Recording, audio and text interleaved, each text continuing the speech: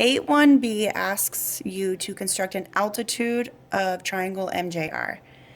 An altitude is a perpendicular line through one of the sides that connects a vertex. Because RJ is the longest line, I am going to create my altitude through point M so that it makes a perpendicular line through RJ. The way to do that is I'm going to measure distance from M to R to create a perpendicular line, and I'm going to make an arc that intersects RJ in two spots. So mine intersects here and here. Leaving my compass at the same distance, I'm going to put my compass needle on one of those intersections where my arc touches RJ and make an arc, flip it to the other side, not changing the sides of my compass, put my needle on R and make another arc that intersects the two lines.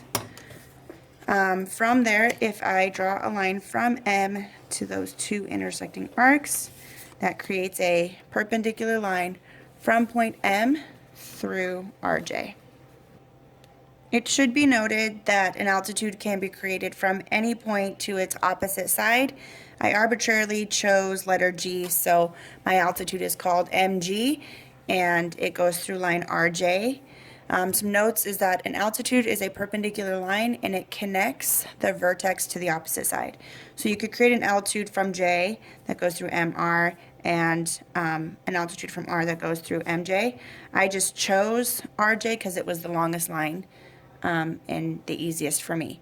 One of the questions that the book asks is, what is the difference between an altitude and a median?